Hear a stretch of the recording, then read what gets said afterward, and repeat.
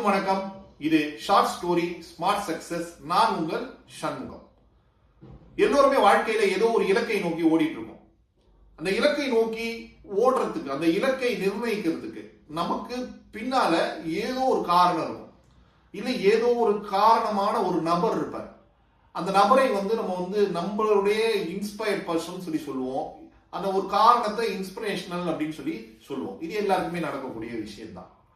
அது மாதிரி இன்ஸ்பிரேஷனோட ஓடக்கூடிய நபர்கள் வாழ்க்கையில மிகப்பெரிய அச்சீவ்மெண்ட்டை அடைகிறாங்க. நம்ம தென்னாப்பிரிக்கால நடந்த ஒரு விஷயத்தோட துவங்குவோம்.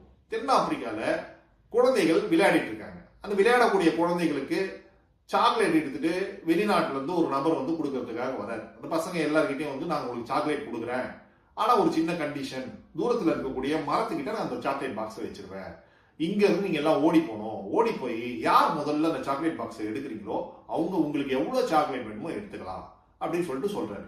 பசங்களும் சரின்றாங்க. இவர் எடுத்துட்டு போயிட்டு அந்த சாக்லேட் பாக்ஸை வைக்கிறாரு. பசங்க கிட்ட சொல்றாரு ஓடலாம் நீங்க அப்படின்னு சொல்றப்போ பசங்க ஓடல. ஒருத்தருடைய கையை ஒருத்தரும் பிடிச்சுக்கிட்டு அப்படியே பொறுமையா நடந்து அந்த சாக்லேட் பாக்ஸ் கிட்ட போறாங்க. அங்க இருந்த சாக்லேட்டை அவங்க பகிர்ந்து எடுத்துக்கிறாங்க. இவருக்கு பார்த்தவனே ஒரே ஷாக். கேட்கிறாரு, இந்த சாக்லேட்டை நீங்க முதல்ல ஓடி போய் ஒருத்தரா எடுத்திருந்தீங்கன்னா உங்களுக்கு நிறைய கிடைச்சிருக்கல அப்படின்னு சொன்னவனே அவங்க சொல்றாங்க, எங்களுடைய மரபு இது கிடையாது, எங்களுடைய பண்பாடு இது கிடையாது, எங்களுடைய பண்பாடை நாங்கள் பகிர்ந்துதான் உண்போம், நாங்கள் சமமாக தான் எல்லாத்தையுமே பிரிச்சுப்போம் அப்படின்னு சொல்றாங்க.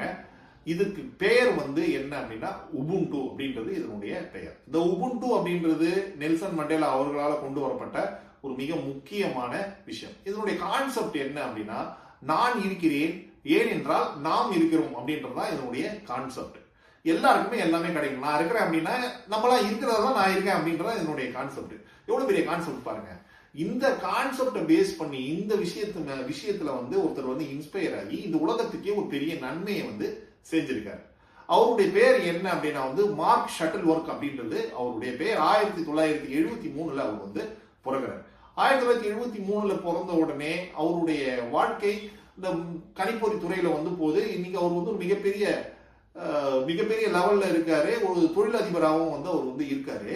1995 அவர் ஒரு சைபர் செக்யூரிட்டியில கம்பெனியை உருவாக்குறாரு. அந்த கம்பெனியுடைய பேர் தாக்வே அப்படின்றது அந்த கம்பெனியுடைய பேர். அந்த கம்பெனியை உருவாக்கி 1999 அந்த கம்பெனியை வேற ஒருத்தருக்கு வித்துறாரு. அதை வித்தப்போ அவருக்கு கிடைச்ச காசு $575 மில்லியன். $575 மில்லியன். இந்த காசுல என்ன பண்றாரு அப்படின்னா நிறைய அவருக்கு பிடிச்ச விஷயங்கள்லாம் பண்றாரு. நிறைய டிராவல் பண்றாரு. அப்புறம் அவர் ஒரு விண்வெளிக்கு பயணம் பண்ணணும்னு நினைக்கிறார். விண்வெளிக்கு டிராவல் பண்றாரு. அண்டார்டிகாவுக்கு போறாரு. இது மாதிரி நிறைய விஷயம் பண்றாரு. அவருக்கு அப்போ ஒரு பொறி தட்டிருக்கு. இந்த உலகத்துக்கு ஏதாவது ஒரு நன்மை பண்ணணும் அப்படின்னு நெல்சன் மண்டேலா அவர்களுடைய கொள்கைகளால் ஈர்க்கப்பட்டு இந்த உலகத்துல எல்லாருக்குமே இந்த கணிப்பொறியில ஒரு மிகப்பெரிய விஷயம் இலவசமா கிடைக்கணும் அப்படின்னு ஓப்பன் சோர்ஸ்ல ஒரு ஆபரேட்டிங் சிஸ்டம் தரணும் அப்படின்னு உபுண்டு அப்படின்னு ஒரு ஆபரேட்டிங் சிஸ்டம் அவருடைய சொந்த காசை போட்டு டெவலப் பண்ணி இன்னைக்கு இந்த உலகம் ஃபுல்லாவே கொடுத்துருக்காரு. இது எவ்வளவு பெரிய விஷயம் யோசிச்சு பாருங்க.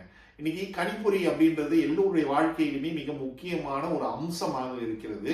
இந்த முக்கியமான அம்சம் இலவசமாக ஒரு ஆபரேட்டிங் சிஸ்டம் கொடுத்துருப்பாங்க அப்படின்னா அதுக்கு அவங்க எவ்வளவு மெனக்கெட்டு இருப்பாங்க, எவ்வளவு அதுக்கு முதலீடு பண்ணியிருப்பாங்கன்னு யோசிச்சு பார்த்தோம் அப்படின்னா ஒரு நிமிஷம் தலையே சுத்துது. இந்த உபுண்டு அப்படின்ற இந்த ஆபரேட்டிங் சிஸ்டம் இன்னைக்கு எல்லா நாடுகளிலுமே உபயோகப்படுத்தப்படுது. பர்டிகுலரா சொல்லணும் அப்படின்னா அமெரிக்கா ஆகட்டும், இந்தியா ஆகட்டும், இது மாதிரி வளர்ச்சி அடைஞ்ச நாடுகள்ல எல்லா நாடுகளிலுமே உபயோகப்படுத்தக்கூடிய ஒரு மிகச்சிறந்த ஆபரேட்டிங் சிஸ்டமா இருக்கிறது தான் இந்த உபுண்டு அப்படின்ற இந்த ஆபரேட்டிங் சிஸ்டம்.